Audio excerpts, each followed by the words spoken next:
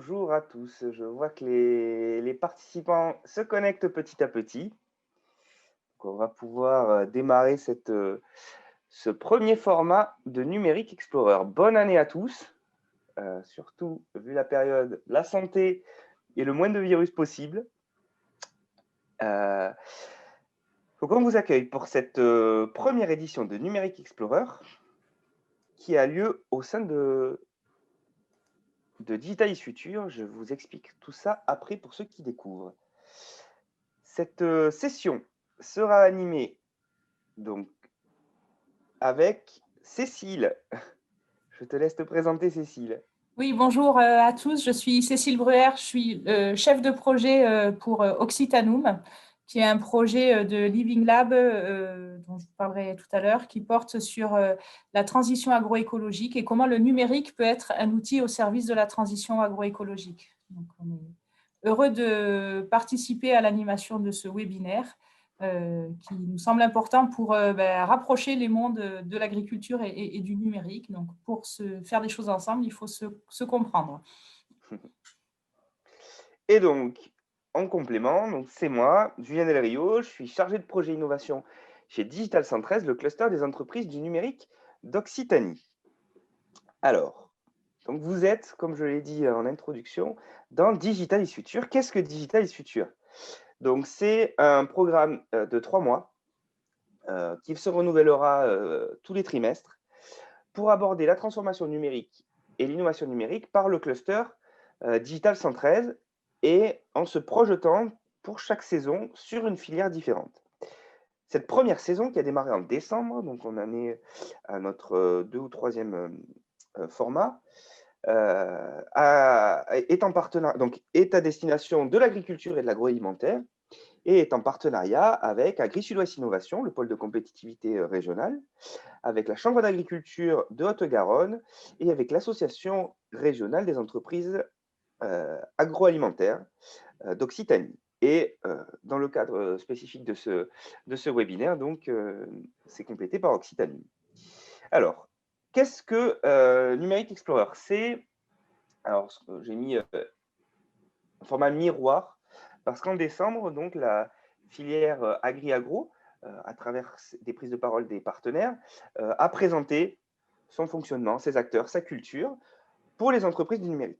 Ben là, on fait l'inverse. Et donc, c'est la filière numérique qui se présente pour expliquer là aussi ses codes pour que vous puissiez, euh, vous, entreprises et acteurs des autres filières, comprendre comment fonctionne le numérique. Donc, ce webinaire, va y avoir tout un focus autour de la boîte noire numérique, puisque c'est souvent ce qui est reproché au numérique.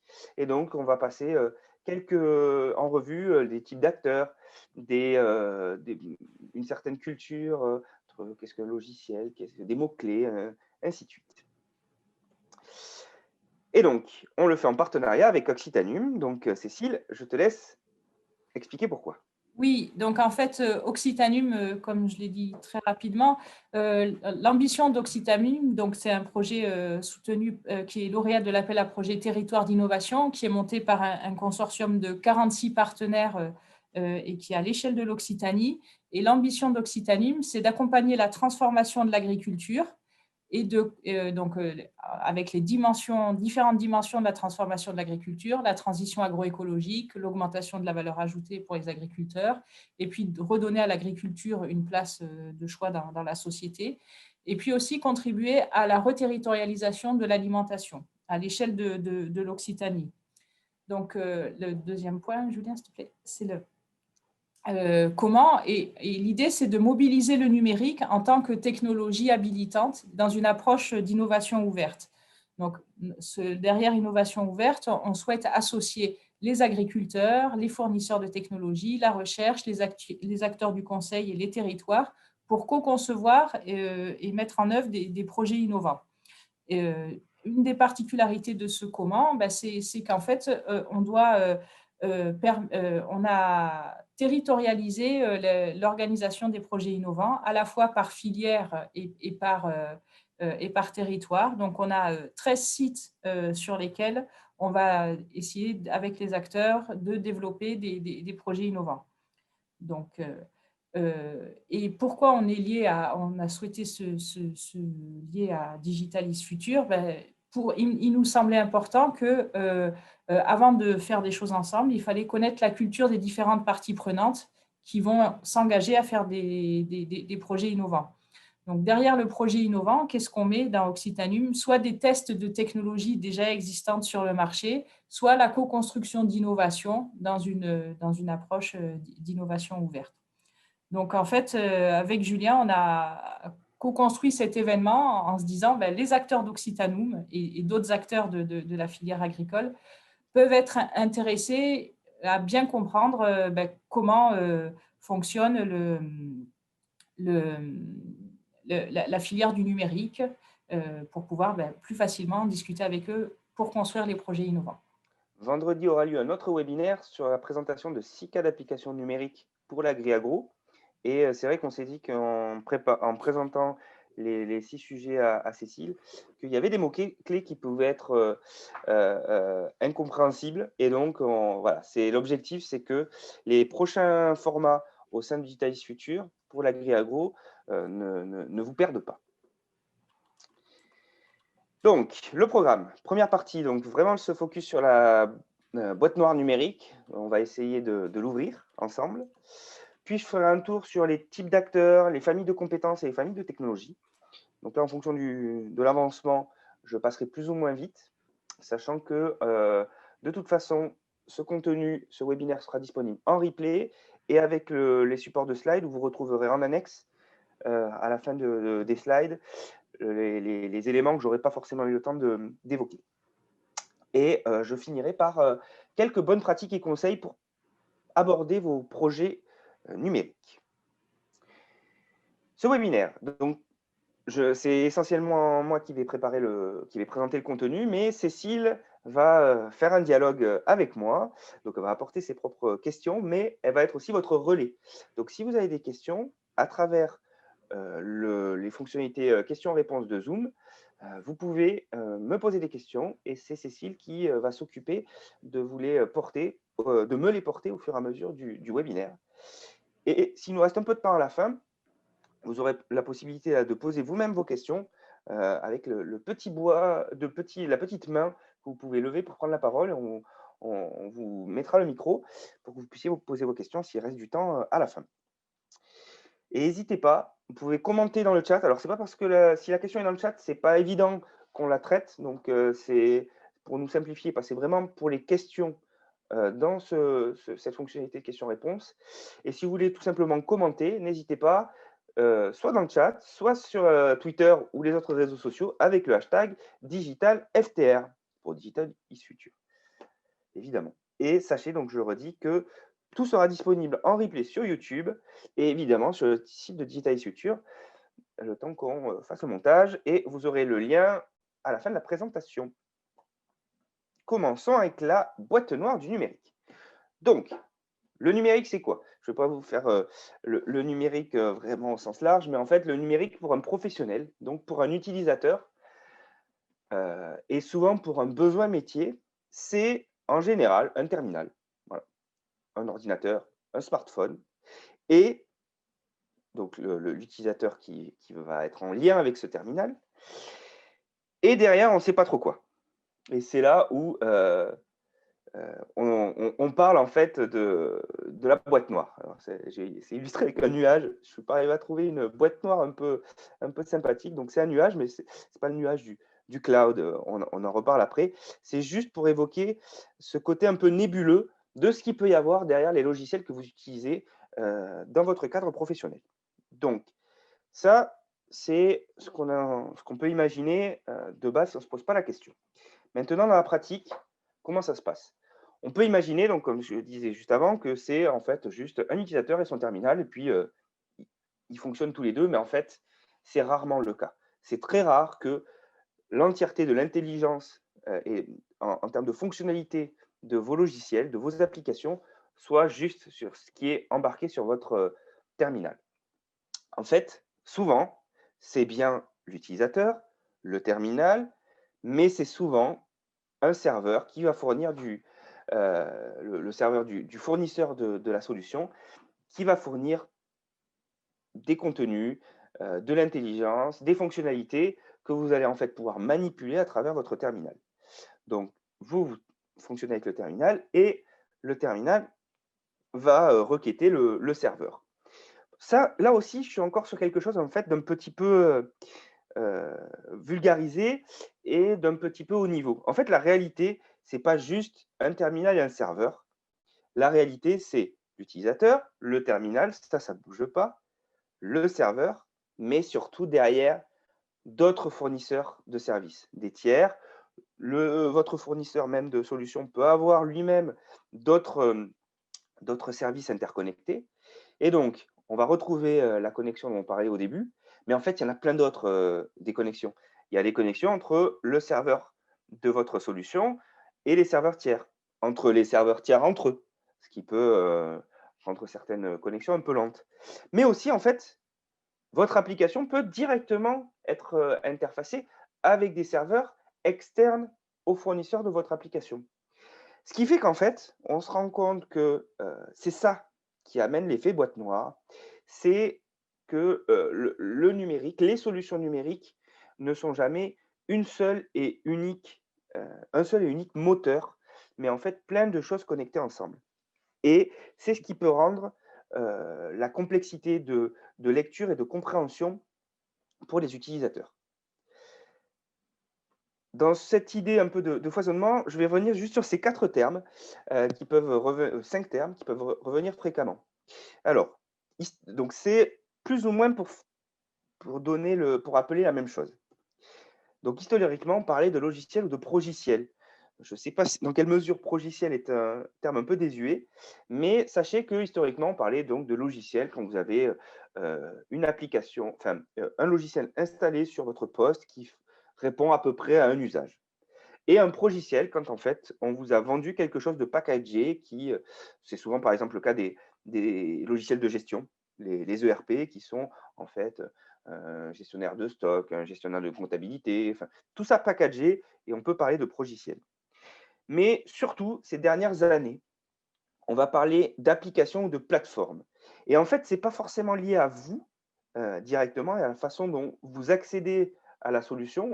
On ne se pose plus la question d'est-ce que c'est un usage unique, est-ce que c'est plusieurs usages, mais en fait plutôt, est-ce que vous êtes, dans une bulle à vous? Donc c'est le cas d'une application, donc vous allez, que ce soit d'ailleurs installé sur votre poste ou en accès sur une application en ligne, c'est quand vous êtes dans votre propre environnement sur un serveur où, tournent que vos logiciels et on parle souvent de plateforme quand c'est quelque chose qui est partagé. Là, vous êtes, sur un webinaire qui est fourni par Zoom. Zoom, est une plateforme de visio et que vous vous connectiez à un webinaire fait par Digital 113 ou un webinaire par, je ne sais quel autre, acteur économique en France, vous vous connectez toujours à Zoom. Mais Zoom a des concurrents, par exemple, des solutions, open source, qu'on pourrait héberger sur nos serveurs. Beaucoup plus compliqué, j'y reviendrai. Mais dans ces cas-là, vous vous connectez directement, ça pourrait être visio.digital113.fr où du coup, ça devient un environnement chez nous. Donc voilà, on retrouve souvent ces termes d'application et plateforme. C'est pas hyper déterminant, mais ça peut être intéressant de comprendre un peu la différence. Je vais revenir aussi sur un petit lexique sur 2 termes qui peuvent, revenir dans vos discussions sur les outils numériques. Un terme qui est hyper important, surtout depuis quelques années et où on parle voilà, de plateformes, d'applications, de choses interconnectées, ce sont les API, donc terme anglais, Application Programming Language. C'est l'ensemble des protocoles documentés, le terme documenté, est important, qui vont permettre à un système d'être ouvert au dialogue pour d'autres systèmes. Donc ce sont des discussions de serveur à serveur souvent, mais le cœur, c'est vraiment que ça soit documenté.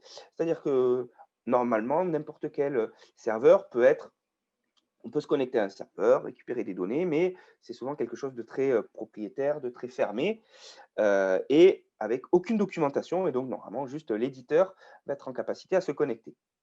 L'idée d'une API, c'est que cette documentation devient accessible à des partenaires, avec ou pas des droits d'accès. Certaines API sont publiques, d'autres ne le sont pas, mais l'idée, c'est que ce soit documenté pour pouvoir permettre facilement de gérer ces interconnexions. C'est hyper important quand vous vous posez la question de savoir si votre logiciel peut être interconnecté avec d'autres. Demandez à votre éditeur s'il dispose d'API. C'est vraiment important. Et en lien avec ça, on va avoir les EDI. Ce sont donc échanges de données informatisés. Ce sont des services, en général sans interface utilisateur, qui vont être juste là pour se dire, j'ai un serveur d'application A avec un serveur d'application B qui chacun fait des choses séparées. Et j'ai besoin à un moment de les connecter. Mais chacun propose une API, mais aucun des deux n'est prévu pour s'interfacer directement avec l'API de l'autre. Et donc, dans ces cas-là, on met en place des services intermédiaires qui vont, à travers les API de chaque serveur, pouvoir faire ce lien. D'où l'importance d'une API qui permet de compléter des fonctionnalités d'interconnexion quand l'éditeur ou le développeur de l'application n'est pas en capacité lui-même à faire les connecteurs dont vous avez besoin. Une fois qu'on a dit ça, maintenant, la question, c'est comment vous accédez à vos solutions. Historiquement, on a deux types d'accès. Voilà, l'historique, c'est je suis installé sur j'ai un logiciel installé sur mon ordinateur depuis quelques années sur mon smartphone. Mais en fait, ce qui se passe de plus en plus maintenant, c'est accès via un navigateur. En général, il vaut mieux avoir la dernière version de Chrome, de Firefox ou de Microsoft Edge pour avoir vraiment des applications web enrichies. Et en fait, votre terminal, votre ordinateur n'est plus qu'un terminal d'affichage. Et souvent, l'essentiel des fonctionnalités sont déportées sur le serveur. Ce qui vous permet d'avoir, sans trop de complexité, notamment d'installation et de choses comme ça, d'accéder à vos logiciels. Le mode d'accès, en général, c'est imposé par la solution. C'est rare qu'une solution permette de choisir, parce que comme notamment l'installation sur poste nécessite un développement spécifique, c'est rare que ce soit proposé. Mais regardez, je reviens sur l'exemple de Zoom. Vous pouvez accéder à Zoom via l'application. Là, moi, je suis connecté à l'application Zoom qui est installée, où j'aurais pu le faire via le navigateur. Il y a juste un peu moins de fonctionnalités dans le navigateur. Donc, vous voyez comment vous pouvez accéder à vos solutions, mais évidemment, vu qu'il y a beaucoup de choses qui se passent côté serveur, il y a la question de l'hébergement de ces serveurs. Alors, de base, on pourrait avoir sans hébergement, mais comme je l'ai dit, de nos jours, c'est très, très rare. En vrai, on a historiquement les hébergements dits privés, publics ou hybrides. Donc, dans ces cas-là, vous commandez des ressources. Je commande un serveur avec X puissance de processeur, de mémoire, de stockage, ainsi de suite. Et je vais avoir accès à ces ressources que j'ai commandées. Qu'elles soient virtualisées ou pas. Si vous êtes intéressé par ces détails, je peux répondre aux questions en fin de webinaire. Je vais faire juste un détail entre privé, public et hybride. Privé, c'est que ces serveurs sont chez vous. Public, ils sont sur un environnement externe à vous. En général, des hébergeurs, dans nos adhérents, on a des gens comme FullSave, comme OVA, comme InforSud, qui sont en capacité à héberger chez eux les serveurs de leurs clients. Et on parle dans ces cas-là de serveurs publics. Et on parle aussi d'hybride quand en fait, vous pouvez avoir en fonction, parce que vous n'avez pas besoin que d'un seul serveur et d'un seul service à héberger, vous allez avoir plusieurs services. Et en fonction du niveau de criticité de votre service, peut-être que vous l'hébergerez chez vous ou peut-être chez votre fournisseur à distance. Et on parle dans ces cas-là d'hybride parce que tout n'est pas que sur un seul format d'hébergement. L'avantage, c'est que c'est prévisible. Comme vous savez ce que vous commandez, vous savez ce que vous allez payer. Vous êtes complètement dans la maîtrise de ça. Et en général, ça veut dire que vous pouvez héberger sur des data centers en France, ce qui a une approche souveraine plus importante. L'inconvénient, c'est que si vous êtes un service qui a besoin de monter en capacité rapidement pour des pics de charge, par exemple, vous avez besoin d'un site de e-commerce qui est en capacité à absorber un pic pour Noël, c'est plus risqué. Parce qu'une fois que vous avez atteint vos limites, vos utilisateurs risquent de ne plus avoir de réponse du serveur. Donc, pour répondre à ça, depuis quelques années, sont apparus les hébergements cloud. Et en fait, là, vous ne commandez pas des ressources, vous commandez de la disponibilité. Je veux de la disponibilité pour héberger ma solution en PHP, ma solution de e-commerce, mon site web, je ne sais quoi. Et là, en fait, vous allez payer pour une garantie de résultat. Et en fonction du niveau de garantie, vous aurez des niveaux souvent de facturation différents. C'est beaucoup plus simple, mais aussi c'est beaucoup plus compliqué qu'à anticiper. Ces solutions-là s'adaptent automatiquement. Donc parfois, vous avez un pic, on parle souvent de l'effet capital en France, quand il y a un service, une application web qui est présentée dans l'émission Capital d'M6. En général, il y a un pic de connexion de dizaines de milliers de connexions par l'émission elle-même. Et donc, on voit très vite ceux qui sont en hébergement privé ou cloud. Si c'est privé, en général, le service ne répond plus. Si c'est cloud, normalement, le service est capable d'absorber ce pic-là. Par contre, ça va coûter beaucoup plus cher à l'éditeur de la solution.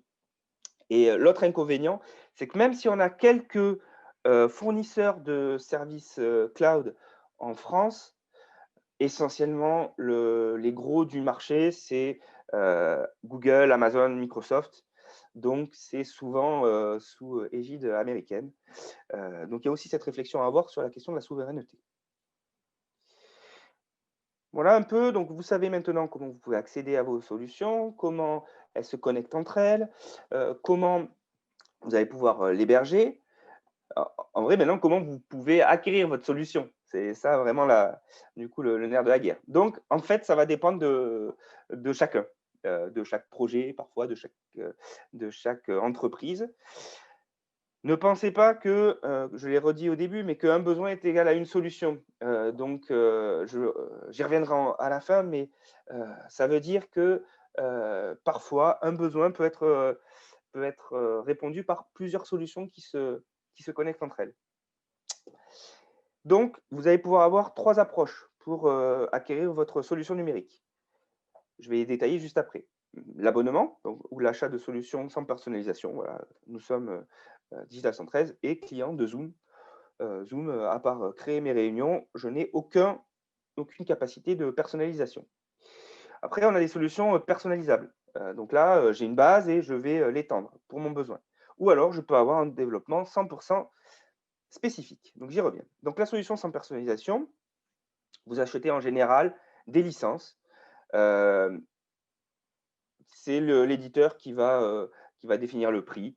Voilà, vous achetez Microsoft Office, ça se passe sur le site de Microsoft Office. Vous payez votre licence, soit par mois, soit en licence définitive. Ça dépend des coûts, mais voilà, vous avez votre logiciel. Quand c'est des solutions web, en général, c'est hébergé par l'éditeur. Ce qui est le cas, je le redis, de Zoom, par exemple. Faites attention, en fonction de ce que vous allez payer, vous pourriez avoir une licence qui ne prend pas en compte les mises à jour. En général, les mises à jour de sécurité sont comprises, mais des mises à jour avec de nouvelles fonctionnalités peuvent être payantes en plus. Donc voilà, j'ai évoqué la suite Office, Photoshop. Vous avez besoin de Photoshop, vous prenez une licence et puis vous faites avec Photoshop, que ça vous aille ou pas. Ou Google Workspace, si vous voulez, la suite bureautique, plus l'hébergement de vos mails chez Google. Là aussi, c'est une licence et c'est borné. Ensuite, certaines solutions sont ce qu'on appelle personnalisables ou intégrables. En fait, vous allez payer une licence en général, il faut prendre une licence de base, mais le logiciel seul est trop générique, ne sera pas adapté à un usage réel et donc va demander à ce qu'il soit customisé, qu'il soit personnalisé pour votre besoin. C'est ça qu'on appelle la phase d'intégration. Dans ces cas-là, ce qui est intéressant, c'est que parfois, ça peut être hébergé chez l'éditeur, mais parfois, ça peut être aussi hébergé chez vous, en fonction là aussi, des questions de souveraineté, de disponibilité, ainsi de suite. Le modèle économique, donc vous allez payer en coût récurrent généralement la licence, Et après, des forfaits d'intégration. Donc, je sais que j'ai besoin de 20 jours de développement pour des fonctionnalités spécifiques pour mon besoin, ou alors pour structurer mes données pour qu'elles fonctionnent pour moi, ben, ça va me coûter X jours d'intégration. C'est le cas, par exemple, souvent des ERP, donc des logiciels de gestion, qui vont demander, qui sont souvent commercialisés via des réseaux d'intégrateurs qui ont pour mission de faire cette customisation. WordPress aussi, même si là, pour le coup, c'est une solution open source, donc vous ne payez pas, qui ne demande pas de paiement de licence pour la base. Mais par contre, même si vous pouvez faire des choses par vous-même, en général, vous allez passer par une agence qui va vous travailler votre image de marque, qui va travailler le design de votre site web et qui va faire l'intégration de ce design sur WordPress. Pareil pour les boutiques de e-commerce. Et enfin, bah, si vous n'avez pas de solution soit sur étagère, soit même intégrable, qui vous conviennent, bah, la solution qui reste, c'est la solution sur mesure. Donc là, c'est vous spécifier votre besoin que vous allez valider. Vous pouvez ou pas vous faire accompagner sur cette spécification d'ailleurs, ce qui est souvent une bonne chose de se faire accompagner.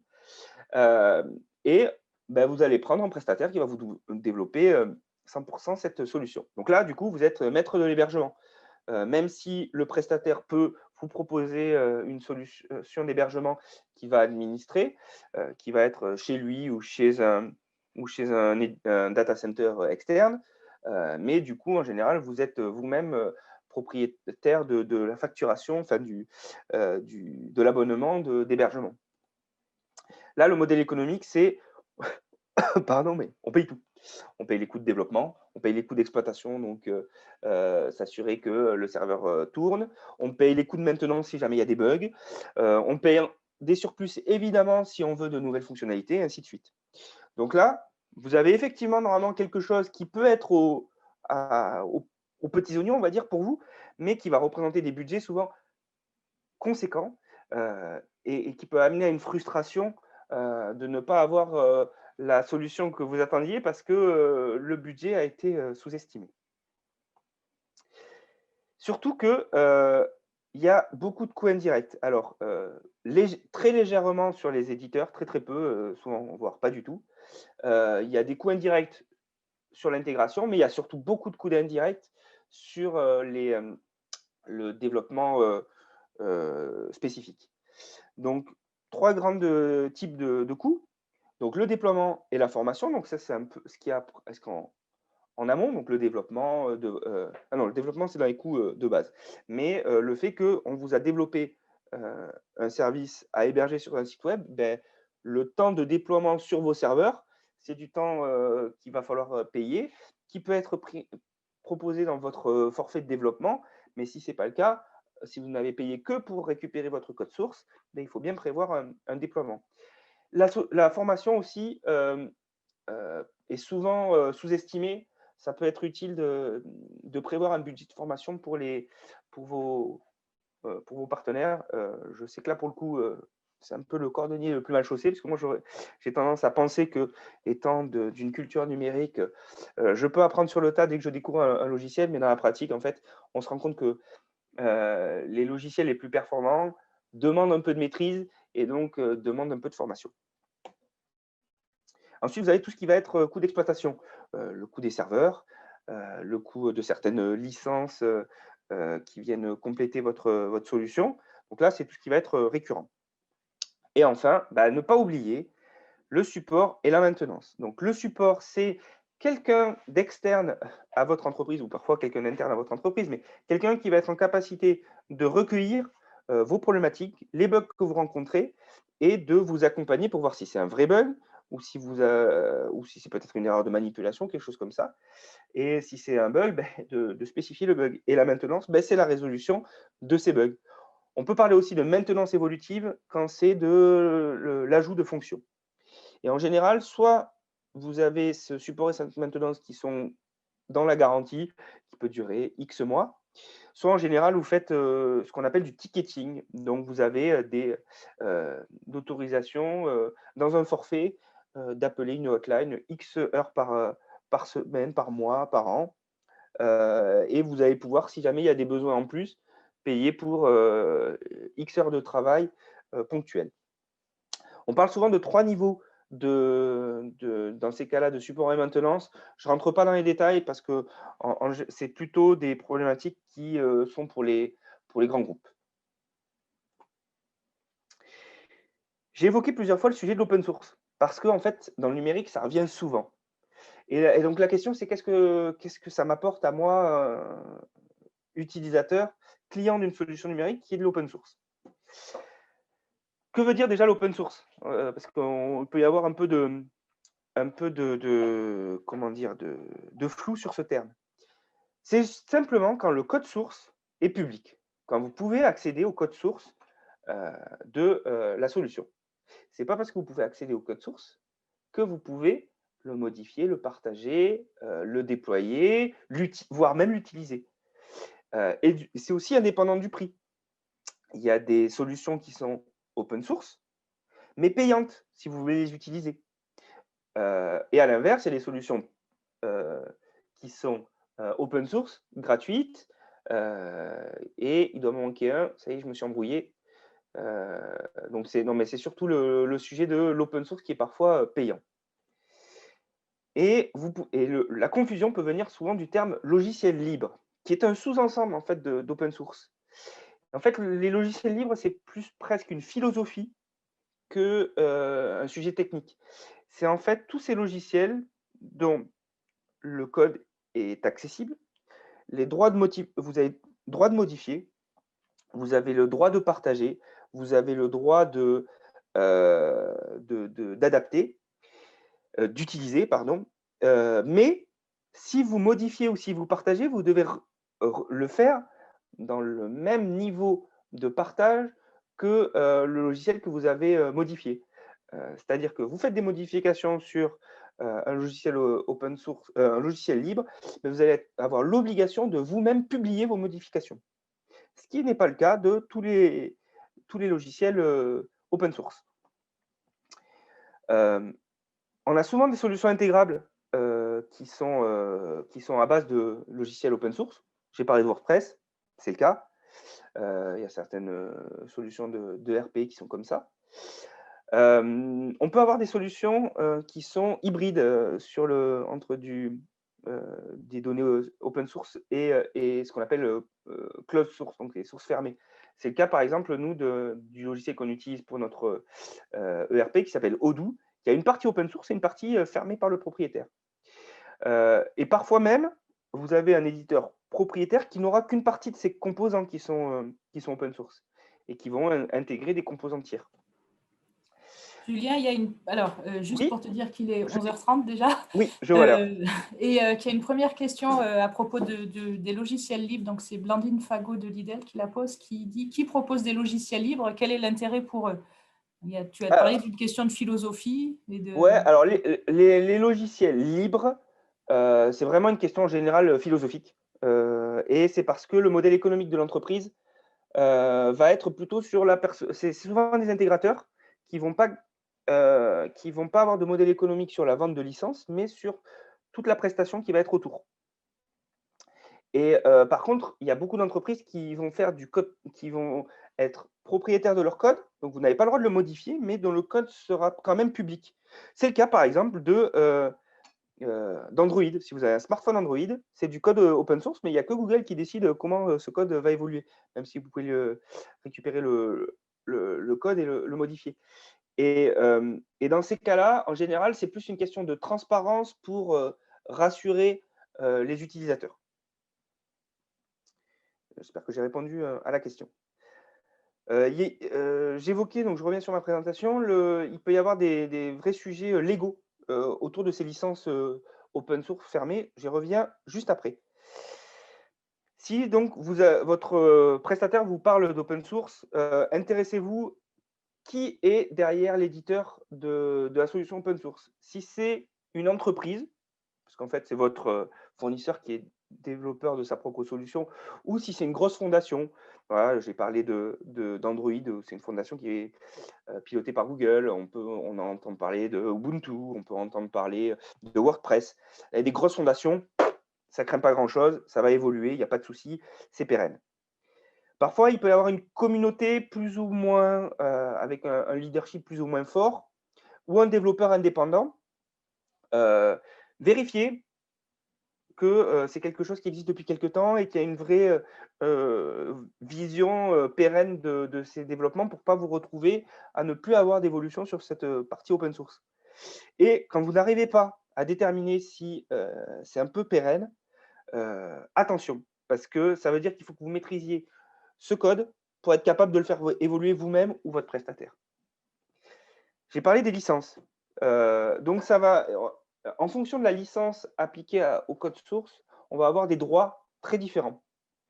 Il y a 4 types de droits auxquels vous pouvez avoir accès, je les ai évoqués tout à l'heure: l'usage, la modification, le partage et le partage des modifications.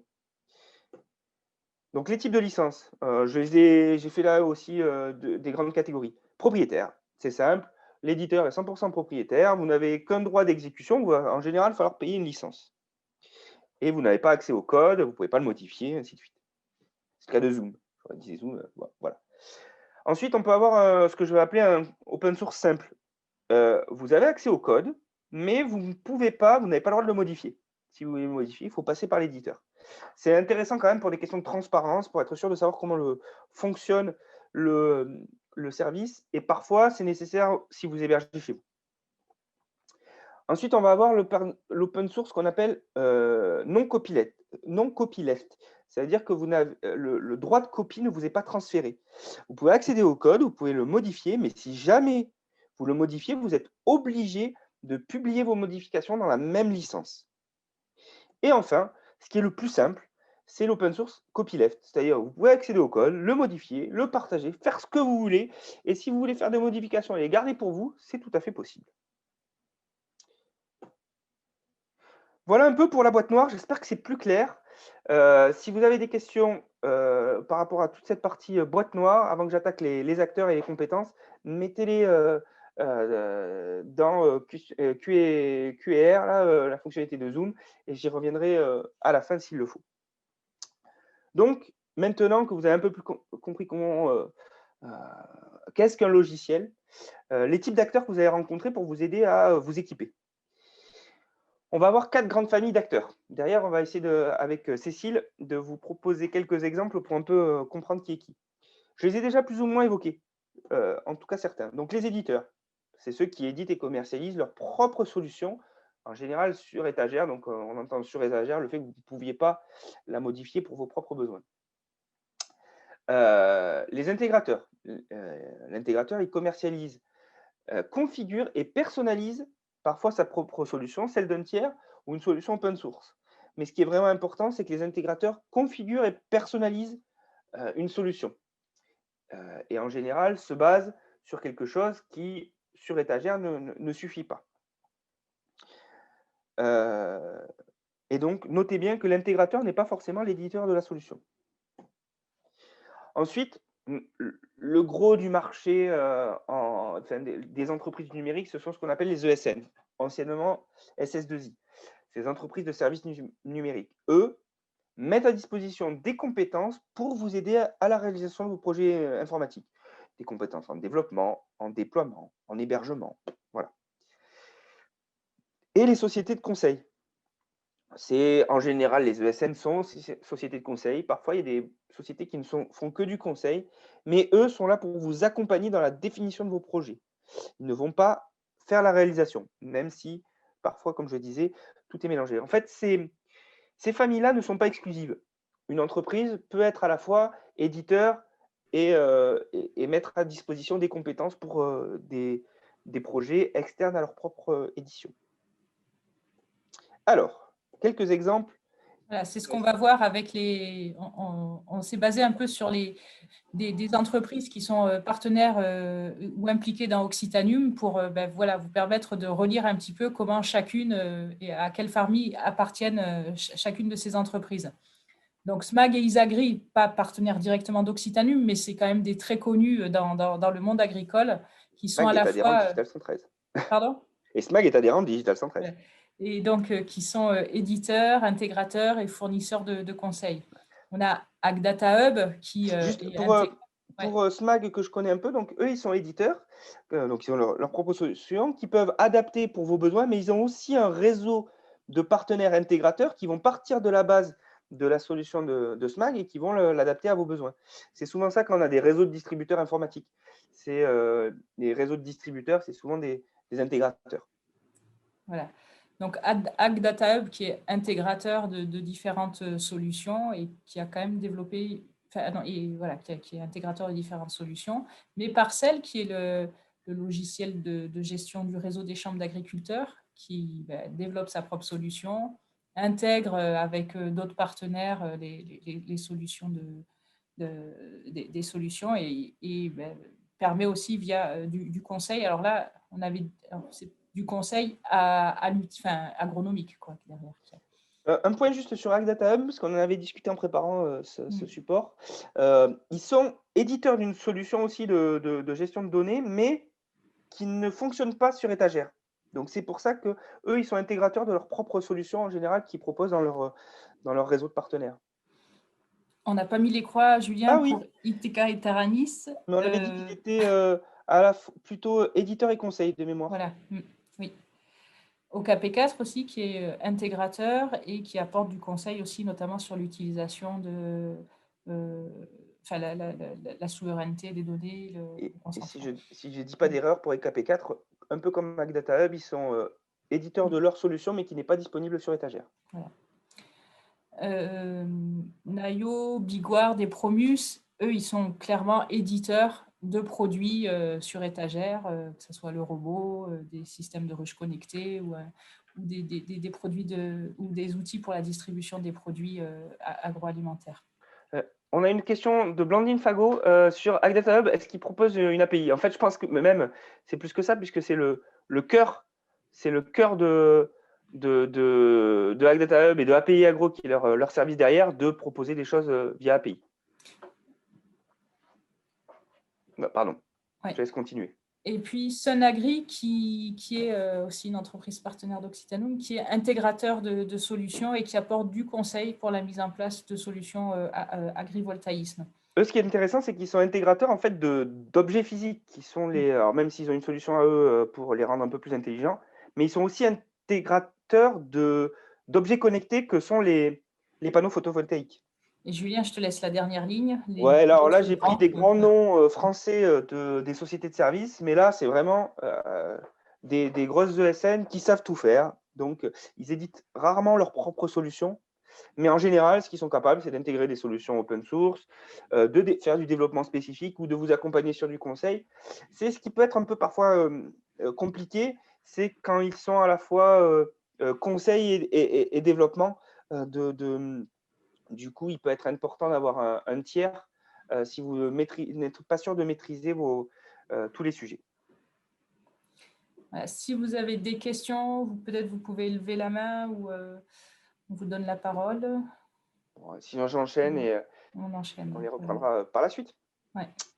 Alors, je vais faire une liste. Alors, il nous reste un gros quart d'heure, donc je vais faire une liste des compétences que je vais évoquer rapidement. Et en fait, donc ces slides seront disponibles avec le replay et vous avez des annexes qui vous redétaillent tout ça. Je mets juste petit mot-clé autour d'éditeur, parce qu'en fait, éditeur, ce n'est pas vraiment une compétence, mais comme en général, ça cache plein d'autres compétences derrière qui ne sont utilisées que par l'entreprise en elle-même. Donc, on va avoir des compétences autour de l'administration réseau, système, des serveurs, ainsi de suite, donc plutôt bas niveau. Des gens qui vont être en capacité à produire et à concevoir vos capteurs ou objets connectés.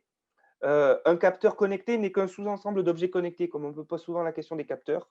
On imagine par objet connecté quelque chose de fini et par capteur juste un sous-ensemble d'une solution, mais ça reste des choses objets connectés.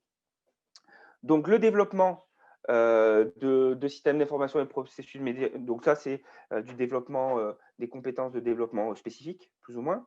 Voilà, là, on est dans le développement spécifique. Je ne rentre pas dans le détail. Pardon. Donc le développement embarqué, ça peut être en particulier utilisé notamment, dans l'industrie, notamment, pour les objets connectés. Donc c'est quand même on a des ressources matérielles qui sont très contraintes. On va avoir tout un ensemble de compétences, autour du big data, comment le dire, où il y a des compétences de collecte, de stockage, d'analyse et d'exploitation. Cybersécurité, donc c'est pour tout ce qui va être, anticiper vos attaques, et conformité, c'est vous assurer que vos systèmes et vos process rentrent dans des normes, de process informatiques.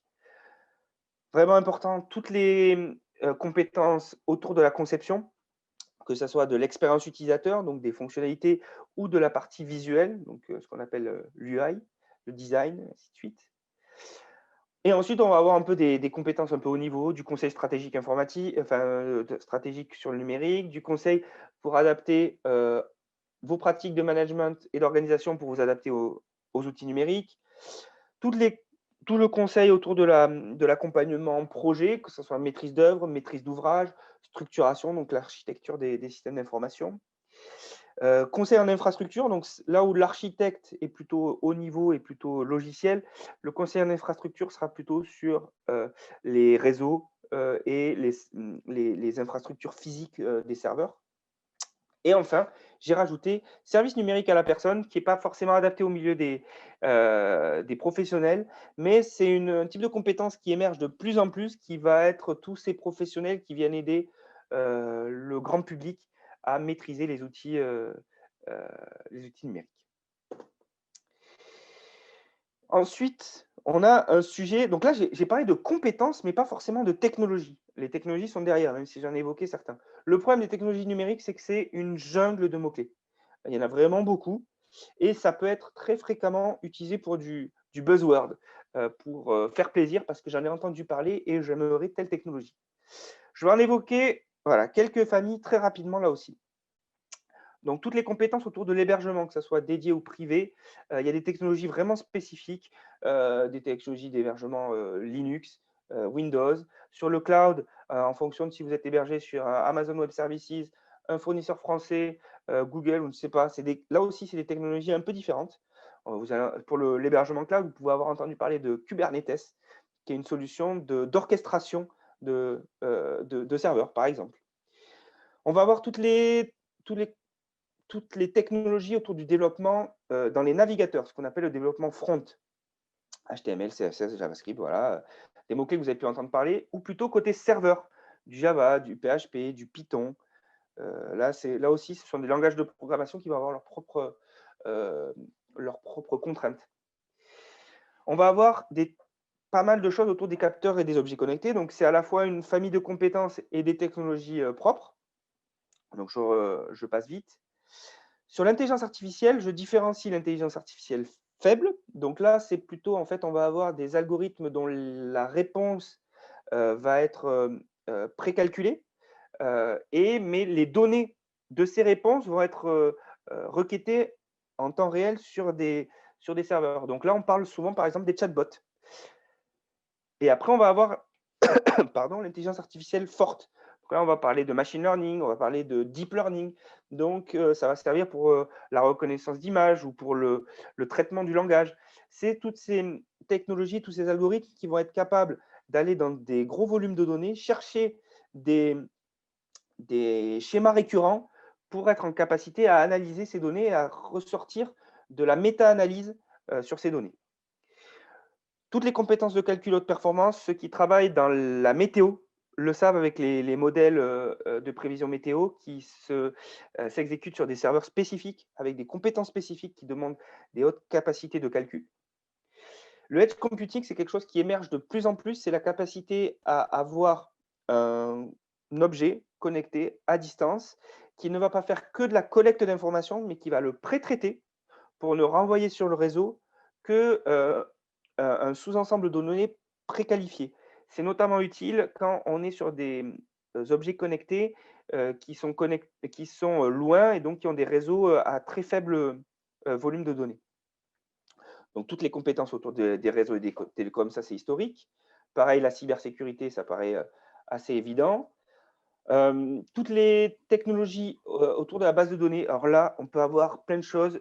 La complexité du stockage de données est devenue telle qu'on a vraiment des compétences spécifiques, soit vous avez pu entendre parler de SQL, de NoSQL, de bases de données graphes.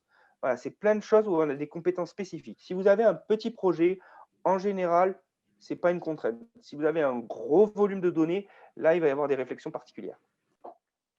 Donc, en lien avec ça, il y a des technologies très différentes pour traiter, pour analyser ces données et pour vous proposer de l'aide à la décision.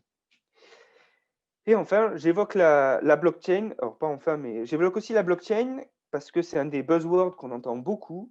La blockchain, c'est quelque part une base de données spécifique qui a l'avantage d'être cryptée et dans un mode de cryptage. Alors, ça s'appelle blockchain parce que c'est un chaînage je vais faire vraiment de la vulgarisation, excusez-moi pour les spécialistes, ils risquent de m'engueuler, mais c'est en fait, vous chaînez des versions de votre base de données qui sont signées électroniquement de façon à être sûr que la donnée est inaltérable.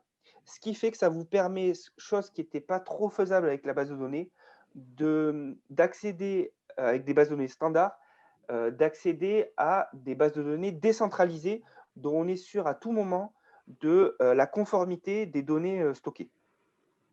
Donc, et ça ouvre de nombreuses opportunités de services décentralisés. Enfin, donc, il y a tout un ensemble de compétences autour de la robotique et des drones. Là aussi, je passe, ça me semble assez clair.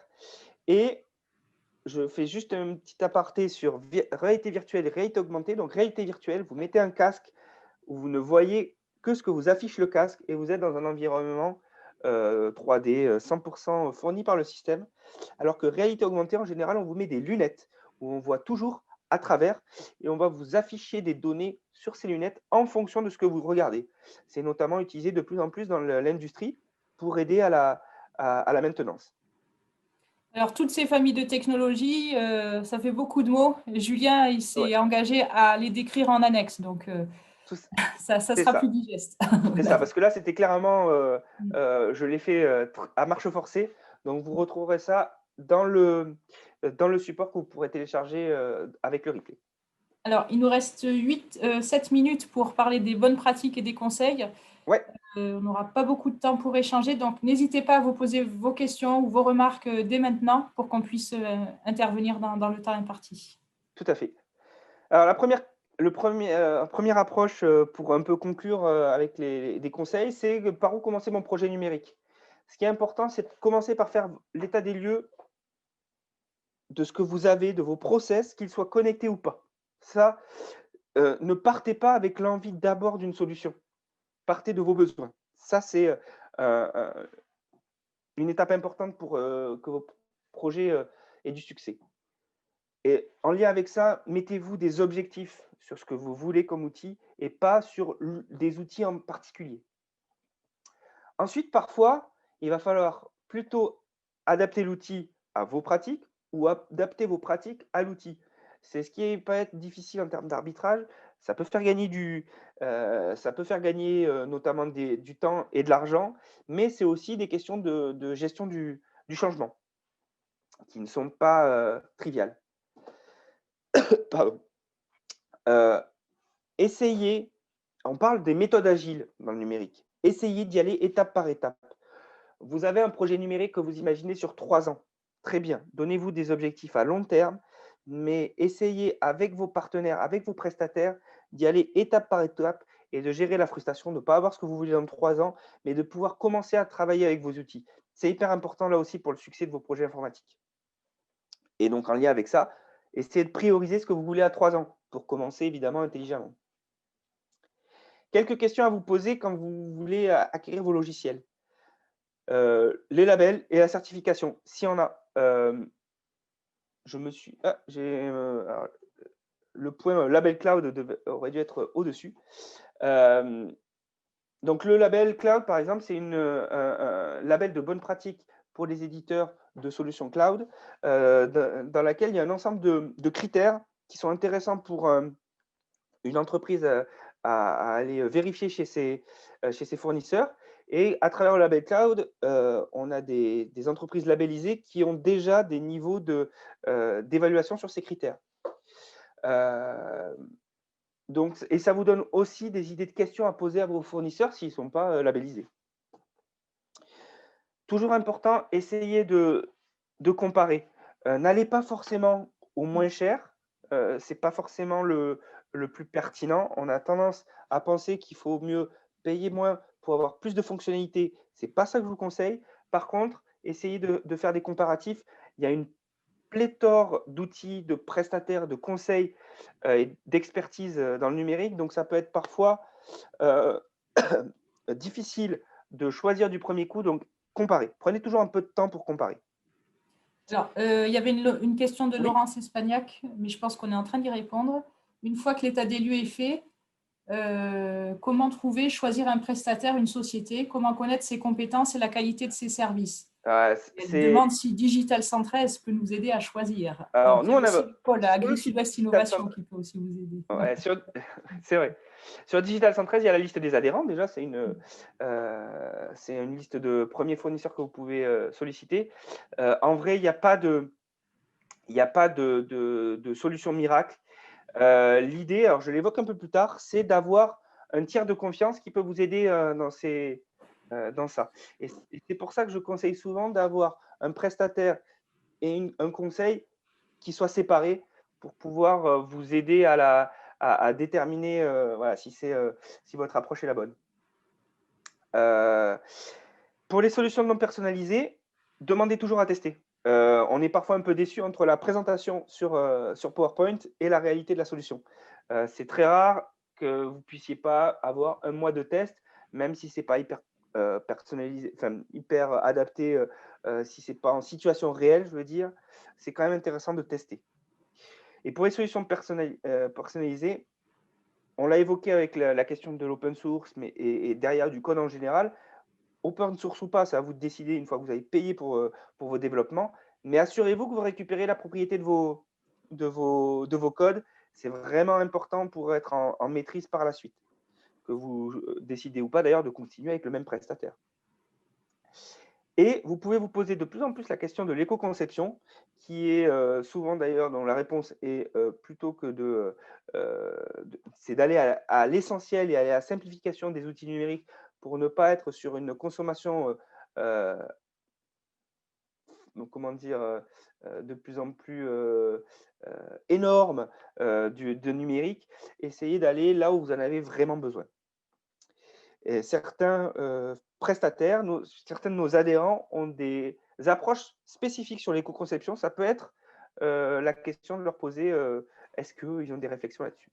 Alors, pour reprendre un petit peu la question sur l'accompagnement au choix des prestataires, dans le cadre d'Occitanoum, on a prévu une procédure qui s'appelle l'appel à manifestation d'intérêt, qui permet aux Open Labs d'Occitanoum de définir, enfin, après avoir défini leurs besoins, de les formaliser et de rechercher les meilleurs partenaires qui pourront les accompagner dans la formalisation de ces besoins. Donc, il y a déjà cet outil dans Occitanoum qui est prévu pour vous accompagner dans le choix des solutions numériques.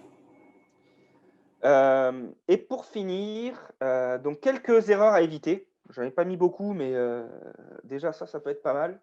Donc je le redis, avoir un référent, qu'il soit interne à votre entreprise ou externe, c'est important. Occitanium peut être un référent. Les agences comme Haddock peuvent être un référent aussi de conseil. Et parfois, ça peut être tout simplement un prestataire en transformation numérique qui va vous accompagner, qui ne fait que le conseil. Quelque chose que je vois fréquemment, c'est de se dire, moi, j'ai besoin de mon logiciel 100% personnalisé à moi, notamment si je veux mon site web 100% sur étagère, 100% spécialisé pour moi. À mon sens, c'est une erreur et il y a toujours un intérêt à trouver un compromis entre des choses qui existent et quelque chose d'adapté.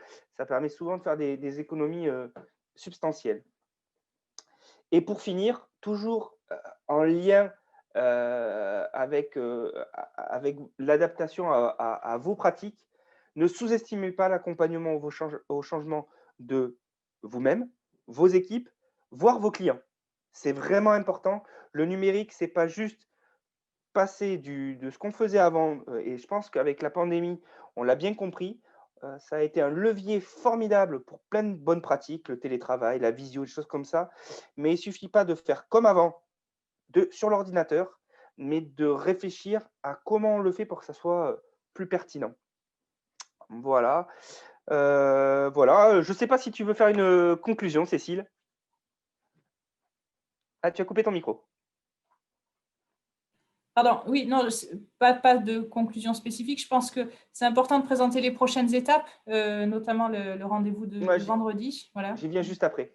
Mm. Juste alors moi en conclusion, donc Mm. Digitalis Future est censé, vous aider à ça, à y voir un peu mieux et donc n'hésitez pas si vous avez des questions à revenir, vers moi là, d'ici quelques jours, on vous enverra le lien du replay, les avec, les supports et si vous avez des questions, n'hésitez pas, je serai là pour y répondre.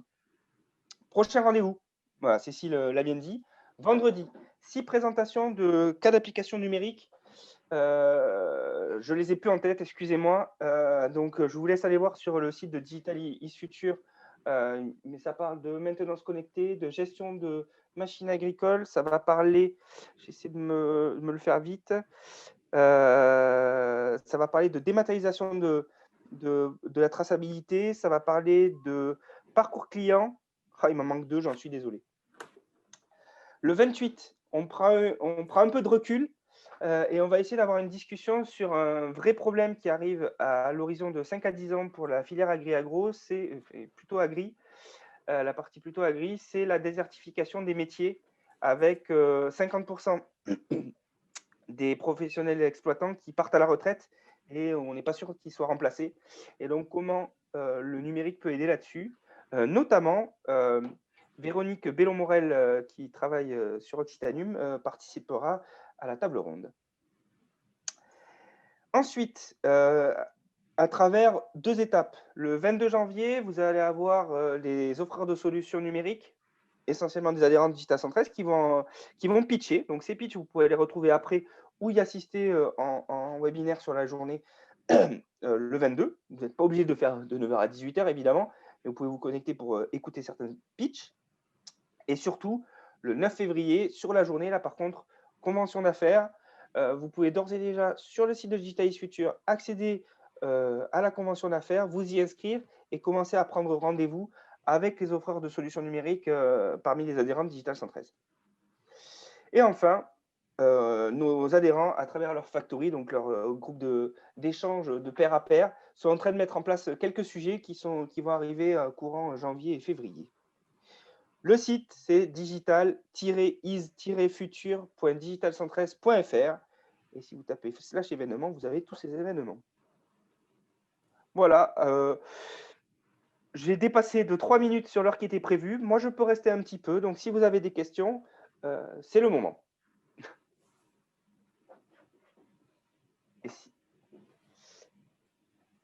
Je ne sais pas si Cécile, tu veux compléter. Je ne vois pas de questions. Dans le chat, il y avait une remarque que tout le monde peut voir de Robert Anderson. L'accompagnement efficace du changement est vital pour la réussite d'un projet numérique. Donc, tout à fait. C'est vraiment à ne pas sous-estimer. Bon, mais si nous n'avons pas de questions particulières, j'espère vous donner rendez-vous à tous vendredi. Et d'ici là, n'hésitez pas encore une fois à me poser vos questions par email quand je vous enverrai tout le compte rendu de ce webinaire-là. Merci beaucoup, Cécile, Merci de à ta vous. participation. Merci, Julien, d'avoir adapté Digitalis Future à cette demande. Et à très bientôt. Et avant de partir, sachez que à partir de mars, démarrera le Digitalis Future sur la filière bâtiment. Donc, vous retrouverez aussi ce format-là à cette occasion. Bonne journée à tous et à bientôt. Au revoir, merci.